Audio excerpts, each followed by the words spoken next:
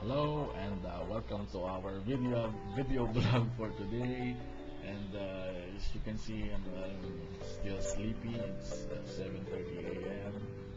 and I woke up at 5 o'clock to cook some breakfast for Lace and Liza because our Auntie Yeye is not around to take over for our breakfast and for their uh, baon sa work and school.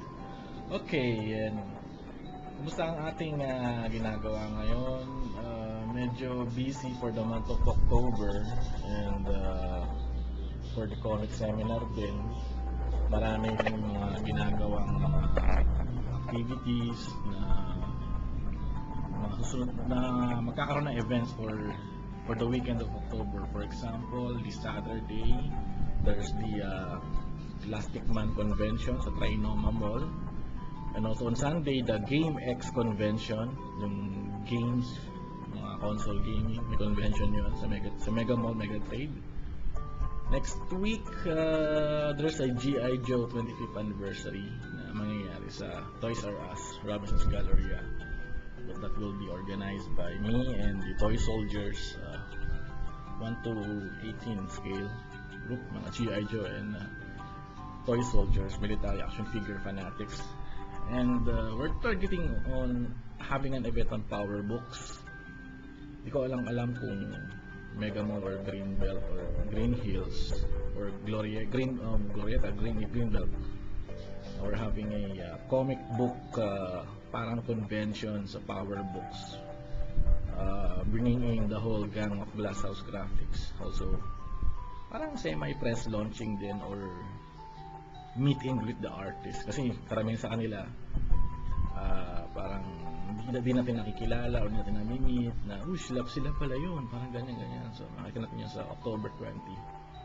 And October 27-28 will be the 5th annual Manila Comics Creation Seminar. So yun yung updates. Very busy lang ako sa mga marketing jobs, web designing and webmastering for Glasshouse Graphics in the comic seminar, and also talking to sponsors, also drafting MOA, yung contract for the seminar. And parang kahapon phone call ako, marami akong tawagan, marami akong kausap, which is very good. Yung maganda yung nangyari. For example, Wacom will be giving away yung bagong tablet nila, yung Bamboo Fun, and also yung mga bago yung ATN, siya yung dikera nun, yung ATI, American Technologies. Meron silang bagong gimmick na ilalabas. Kasi meron silang parang gaming mouse hindi ko alam kung ano yun parang at saka ano pa bang yung Japan Foundation Manila pumasok din. Tapos for other side of the sa vlog ko, medyo nakita nyo coverage niya is puro comics. Actually wala pa akong actually basically kinda joke lang, wala pa akong issue number 2 nung Carlo J. Caparas. So di ba nakabili na ako? Wala pa. So asar hanggang ngayon hindi pa ako nakakabili. Ngayon hindi pa ako nakakapagpagupit, sobrang busy, tama-taba ako na ng exercise. Di ko na yung bicycle ko dyan na binili, hindi ko na nagagamit So yun yung mga nangyayari ngayon.